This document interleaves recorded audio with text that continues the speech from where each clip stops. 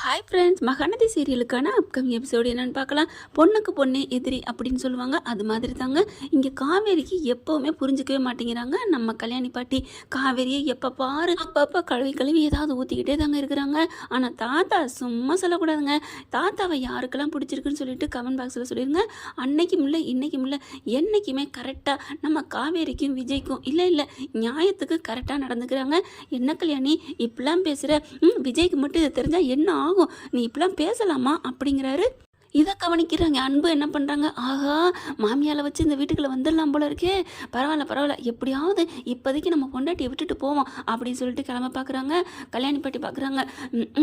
என் பிள்ளைய விட அவன் முக்கியமா அப்படிங்கிற மாதிரி தாங்க அவங்களோட தாட்டு. என்னதான் இருந்தாலும் பெத்த பிள்ளையாச்சே ராதா. அடுத்து பார்க்குறாரு.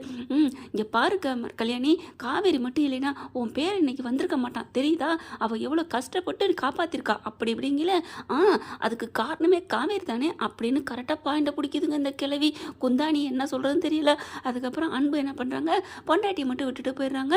அடுத்து பார்த்தீங்கன்னா இங்கே வீட்டில் என்னடி கிளம்புற, ஏண்டி கிளம்புற அப்படி இப்படிங்கிறாங்க. என்னம்மா மறுபடியும் ஆரம்பித்த இடத்துலையா அப்படின்னு காவேரி சொல்கிறாங்க. அடுத்து பார்த்தீங்கன்னா அன்னைக்கு கங்காவை அனுப்பலாம் அப்படின்னு பார்த்தா வயிற்றுல புள்ளத்தாச்சி வச்சுக்கிட்டு ஏன் அலையணும் அப்படின்னு நீனே சொல்கிற. அதை விட இதோ உங்கள் மக இருக்காளே அவங்களுக்கே பதில் சொல்ல முடியாதுன்னு மாமியால் பார்த்து சொல்கிறாங்க. ஆமாடி என்னடி பண்ணுறது அப்படின்னு சொல்லிட்டு பாட்டி ரொம்பவே வேதனைப்படுறாங்க. நீ போய்தான் ஆகணுமா காவேரி அப்படின்னுட்டு. கவலைப்படாத பாட்டி, இன்னும் ஒரு வாரம் தானே அப்படின்னு சொல்லிட்டு கிளம்ப பார்க்குறாங்க. காவேரி பார்க்குறாங்க. அப்படியே அவங்க ஆத்தா சாரதா இப்படி அப்புறாணிய முகத்தை வச்சுட்டு பார்க்குதுங்க.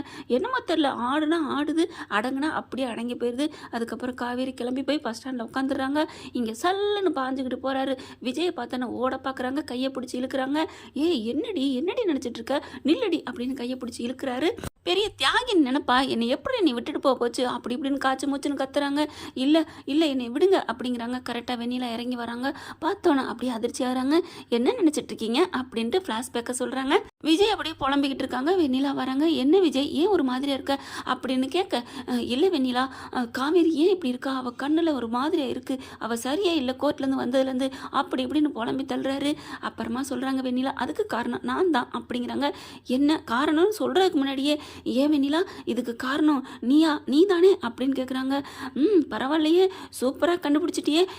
ஏன் விஜய், அப்போது நான் இன்னமும் கெட்டவளாகவே இருப்பேன்னு தானே நீ நினைக்கிற அப்படிங்கிறாங்க. அப்படியே பார்க்குறாரு விஜய். நீ நினைக்கிறதும் கரெக்டு தான், காவேரி போனதுக்கு நான் தான் காரணம் அப்படிங்கிறாங்க.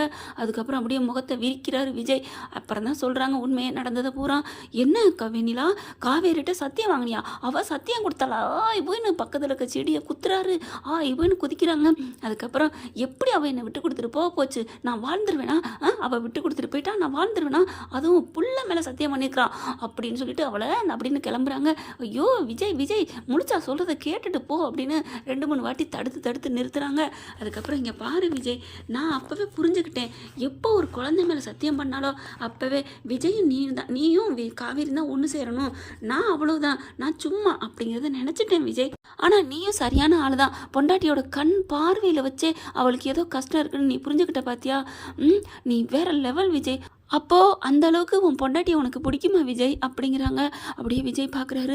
பரவாயில்ல, 2 பேருமே அவ்வளோ அளவு கடந்த அன்பு வச்சுருக்கீங்க, நான்லாம் சும்மா சுஜிப்பி அப்படிங்கிறாங்க. அதுக்கப்புறம் நான் ஏன் இவ்வளோ தூரம் விட்டு கொடுத்தேன்னு பார்த்தியா, நான் ஏன் அப்போவே சொல்லியிருக்கலான்னு பார்க்குறியா, நீங்கள் 2 பேரும் ஒன்று சேர்றீங்களா? அவள் எப்படி காவேரி கடைசி வரைக்கும் கொடுத்த சத்தியத்தை காப்பாற்றுறாளா? ஏன்னா ஏற்கனவே ஒரு சத்தியம் பண்ணிவிட்டு காற்றுல பறக்க விட்டா, அதே மாதிரி இப்போ பொய்யா நடிக்கிறாளான்னு பார்த்தேன். பரவாயில்ல, உண்மையாக தான் நடந்துகிட்டு இருக்கா. நான் அப்போ முடிவு பண்ணிட்டேன் விஜய், நீங்கள் 2 பேரும் தான் ஒன்று சேரணும் அப்படின்னு சொல்லி முடிக்கிறாங்க ஃப்ளாஷ்பேக்கை. அப்படியே காவேரி பேந்த முடிக்கிறாங்க. அறிவு கட்டவளை ஏன்டி இப்படி விட்டுட்டு வந்த? உன் விஜய் நான் உன் உயிரடி, எப்படி விட போச்சு? உன் காதல் அவ்வளோதானா? என்னை அப்படியே விட்டுட்டு வந்துடுவியா அப்படி இப்படின்னு கத்துறாங்க. அதுக்கப்புறம் வெண்ணிலா பார்க்குறாங்க. இங்கே பாரு காவேரி, நீங்கள் 2 பேர் தான் கரெக்டான உடலும் உயிரும் மாதிரி. உங்ககிட்ட இருக்க உயிர் அவர்கிட்ட இருக்க உடல் இல்லையா, அவர்கிட்ட இருக்க உயிர் உங்ககிட்ட இருக்க உடல், 2 சேர்ந்தா தான் வாழ முடியும் அப்படிங்கிறத எனக்கு நல்லா புரிஞ்சுக்கிடுச்சு. நான் இனிமேல் அவர் வாழ்க்கையில் இல்லை, நானும் அவர் வாழ்க்கையில் விட்டுட்டு போயிடலான்னு முடிவு பண்ணிட்டேன். நீங்கள் 2 பேரும் ஒன்று சேரணும், உங்கள் 2 பேரும் ஒன்று சேர்த்துட்டு போகத்தான் நான் இங்கே வந்தேன் அப்படின்னு சொல்லிட்டு 2 பேர் கையை பிடிச்சி கொடுக்குறாங்க. காவேரி அப்படியே விக்கி அழுகுறாங்க. 5 பைசா பிள்ளை மாதிரி அவ்வளோ அழுகுறாங்க. அப்படியே பார்த்தா தாங்க முடியலை. அது ஒரு செல்ல அழுகை தாங்க இருக்குது. இனிமேல் என்ன கவலை, இவங்களுக்குள்ள பிடிச்சிருந்த மேகமூட்டம் கலைஞ்சு போச்சு. இனி என்ன, காதல் மழை தான் பொழிய போகுது. அப்படியே விஜய் கட்டி பிடிச்சிடறாருங்க காவேரியை. வெண்ணிலா அவங்க 2 பேரும் சேர்த்து வச்சுட்டு கிளம்பிடுறாங்க. அப்படியே காவேரியும் விஜய் இறுக்கிய கட்டி பிடிச்சிடுறாங்க. பஸ் ஸ்டாண்டுன்னு கூட பார்க்கலங்க. அவ்வளோ ஒரு சந்தோஷம். "ஏன்டி இப்படி விட்டு வந்த? ஏன்டி இப்படி விட்டுட்டு வந்தேன்னு?" சொல்லிட்டு செம்மையா திட்டுறாரு, அடிக்கிறாரு. அதுக்கப்புறம் "வாடி" அப்படின்னு சொல்லி காருக்குள்ளே ஏறிக்கிறாங்க. "எங்கே பஸ் போகிறோம்?" அப்படிங்கிறாங்க. "எங்கே போகிறோமா? நீ வாயை மூடு" அப்படின்னு சொல்லிட்டு "உனக்கு பிடிச்ச இடத்துக்கு கூப்பிட்டு போகிறேன்" அப்படிங்கிறாரு. கூட்டிகிட்டு போகிறாருங்க. கரெக்டாக ஒரு ஐஸ்கிரீம் பார்லர். அங்கே போயிட்டு பார்த்தீங்கன்னா, "என்னங்க ஏன் இங்கே?" அப்படிங்கிறாங்க. உன் மனசு அப்படியே எரிஞ்சுக்கிட்டு இருக்கு இல்லையா, அதை நான் சில் பண்ண போகிறேன்" அப்படிங்கிறாங்க. "அதெல்லாம் ஆல்ரெடி ஜில்லு ஆயிடுச்சு. என்ன சொல்கிற?" "ஆமாம், நீங்கள் தான் கட்டி பிடிச்சிட்டு முத்த மழை பொழிஞ்சிட்டிங்களே, அப்புறம் எப்படி?" அப்படிங்கிறாங்க. அது வேற இது வேற. நம்ம 2 பேரும் சேர்ந்து ஒரே ஐஸ்கிரீம் சாப்பிட போகிறோம்" அப்படின்னு சொல்லிட்டு வேக வேகமாக கடைக்கு போகிறாங்க. ஐஸ்கிரீம் சொல்கிறாங்க. அப்போ காவி இருந்துட்டு வெண்ணிலா ஐஸ் கொடுங்க" அப்படிங்கிற அப்படின்னு திரும்புகிறாரு. "என்ன மேடம்?" அப்படிங்கிறாங்க. "ஆமாம், வெண்ணிலா தான் இப்போ எனக்கு ரொம்ப பிடிக்குது" அப்படிங்கிறாங்க. பரவாயில்லையே" அப்படிங்கிறாங்க. ஆனால் ஒன்றும் வெண்ணிலா பாவம் இல்லை, ரொம்ப நல்ல பொண்ணு இல்லை அப்படிங்கிறாங்க. "ஆமாம் காவேரி, வெண்ணிலாவுக்கு நம்ம ஏதாவது பண்ணணும். கண்டிப்பாக நான் அவளுக்கு பண்ணாமல் விட்டுருவேனா? முன்னவே அவளுக்கு நான் நல்லது பண்ணணும்னு நினச்சேன், இப்போ விடுவேனா?" அப்படிங்கிறாங்க. "சரி காவேரி, இப்போ நம்ம 2 பேரும் ஃப்ரீயாக இருக்கிற நேரம், வெண்ணிலா எதுக்கு, விட்டுறேன்" அப்படிங்கிறாங்க. "சரி சரி" அப்படின்னு சொல்லிட்டு ஐஸ்கிரீமை வாங்குறாங்க. அப்படி இவங்க ஒரு பார்வை, அவங்க ஒரு பார்வை, அப்படியே ரொமான்டிக் போக அங்கே ஐஸ்கிரீம் கொடுக்குறவரே ஒரு மாதிரியா சொக்கி போகிறாரு. அந்தளவுக்கு இவங்க அப்படியே காதல் ரொமான்ஸ் விடுறாங்க. அதுக்கப்புறம் ஐஸ்கிரீம் சாப்பிட்டு முடிச்சிடுறாங்க. அப்புறம் "பாஸ் வீட்டுக்கு போவோம்." "அம்மா என்னது அம்மாவா? நீ இந்த ஊருக்கு போகிறேன்னு சொல்லிட்டு வந்துட்ட, அப்புறம் என்ன அம்மா நம்மாண்டுக்கிட்டு? இனிமேல் உங்கள் அம்மா விட்டே மறந்துரு." "என்னங்க?" அப்படிங்கிறாங்க. "ஆமாம், இனிமேல் அம்மாவுக்கு பதில் இந்த மாமா தான், புரியுதா?" அப்படிங்கிறாரு. "அது எனக்கு தெரியுது, இருந்தாலும் நம்ம அம்மா கிட்ட போய் எல்லாத்தையும் சொல்லுவோமே. இனிமேல் நமக்குள்ளே என்ன தடை இருக்குது? வெண்ணிலா விஷயத்துக்கு ஒரு முடிவு கட்டணும்னு சொன்னாங்க, முடிவு கட்டியாச்சுங்க. அப்புறம் என்ன நம்ம தனிமையாக இருந்துக்கிட்டு? வீட்டுக்கு போவோம் வாங்க" அப்படிங்கிறாங்க. "அடே அப்பா, பேசுறது யாருமா? என் பொண்டாட்டியா பேசுறது?" அப்படிங்கிறாரு. "ஆமாம், உங்கள் பொண்டாட்டி தான் பேசுகிறேன். இப்போ என்ன என்ன என்ன?" அப்படிங்கிறாங்க. "ஐயோ, பயந்துட்டேம்மா, பயந்துட்டேன்" அப்படிங்கிறாங்க. "போங்கங்க" அப்படிங்கிறாங்க. "இனிமேலாம் நான் யாருக்கும் பயப்படுறதெல்லாம் வேலையே இல்லையே" அப்படிங்கிறாங்க. பார்த்துட்டேன், நம்பிட்டேன். அங்கே வீட்டுக்கு போகிறேன்னு வச்சுக்கோயேன், உங்கள் அம்மா "என்னடி, ஏண்டி இவனோட வந்திருக்க? இவன் ஏண்டி இங்கே வந்தான்?" அப்படின்னு உங்கள் ஆத்தாக்காரி கேட்பா. நீ உடனே "அம்மா, நான் வெளியில் போயிட்டு இருந்தேன், அவர் வந்தாருமா, எனக்கும் அவருக்கும் எந்த சம்மந்தம் இல்லைம்மா" அப்படின்னு நீ சொல்ல போகிற அப்படின்னு விஜய் சொன்ன கையோட காவேரி சிரிக்கிறாங்க. அப்படியே விஜய் நெஞ்சிலே போட்டு அடி அடின்னு குத்துன்னு குத்துறாங்க. "ஏய் பார்த்துடி, ஏற்கனவே வீங்கி போய் கிடக்குடி." "என்னது வீங்கியிருக்கா?" "இல்லடி, அப்படியே தாங்க முடியாமல் தவிச்சு போய் கிடக்குறேன்." "அப்போ நீ அடிச்சின்னா வீங்கி போயிரு இல்லையா, அதைத்தான் சொல்ல வந்தேன். நீ கையில் கிடச்சோன்னே வார்த்தையெல்லாம் கொளருதுடி" அப்படிங்கிறாங்க. அப்படியே 2 பேரும் கட்டி பிடிச்சிக்கிறாங்க.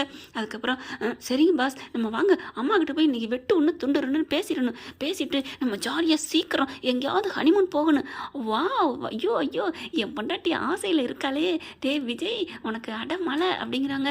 "சரி, நம்ம இப்போ கொஞ்சம் பீச்சுக்கு போயிட்டு போவோமா?" அப்படிங்கிறாரு. "பீச்சுக்கா? ஐயோ, பிள்ளைத்தாச்சி இருந்துட்டு அலையக்கூடாதுன்னு அம்மா சொல்லியிருக்காளே." "ஐயோ, அம்மா சொல்லிட்டாலாம், ஆட்டுக்குட்டி சொல்லிட்டாலாம். இப்போ எங்கேயோ எவ்வளோ தூரம் போகிற, அப்போ மட்டும் ஒன்றும் பிரச்சனை இல்லையா?" அப்படிங்கிறாங்க. "இல்லை, அது நான் பேசாமல் போய் இறங்கிடுவேன். அதே மாதிரி தாண்டி இப்போ உன் மாமா கார் ஓட்டுறேன், அது யாரோ ஓட்ட போகிறாங்க, மேடு பள்ளத்தில் ஏற்றலாம். ஆனால் நான் பூ மாதிரி கொண்டுட்டு போயிட்டு கடற்கரையில் அழகாக பாதம் பதிச்சு உடனே நான் தாங்கி பிடிப்பேன்டி. அப்புறம் ஏண்டி மாமா இருக்கல, நீ ஏண்டி கவலைப்படுற?" அப்படிங்கிறாங்க. "நான் எங்கே கவலைப்பட போகிறேன்?" அப்படிங்கிறாங்க. அப்படியே அலேக்கா தூக்கிடுறாருங்க. எல்லோரும் அப்படின்னு பார்க்குறாங்க. வாயை திறந்துக்கிட்டு அப்படியே தூக்கி கொண்டே கார் சீட்டில் வைக்கிறாங்க. அப்படி சந்தோஷம் அவருக்கு தாங்க முடியல.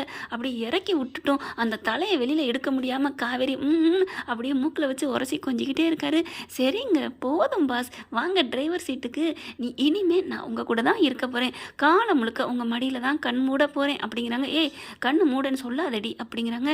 "இல்லைங்க, நான் தூங்குறது பூரா உங்கள் மடியில் தான் தூங்குவேன்னு சொல்ல வந்தேன்" அப்படின்னு காவேரி சொல்ல விஜய்க்கு சந்தோஷம் தாங்கலை. நேராக பீச்சுக்கு வண்டி விடுறாங்க. ஓகே ஃப்ரெண்ட்ஸ், பார்க்கலாம் என்ன நடக்க போகுதுன்னு. எப்படி போனால் சூப்பராக இருக்குல்ல. இந்த பதிவு உங்களுக்கு பிடிச்சிருந்துச்சுன்னா உங்கள் பொண்ணான கையில் ஒரு லைக்கை போட்டு சப்ஸ்கிரைப் பண்ணிடுங்க. Thank you friends.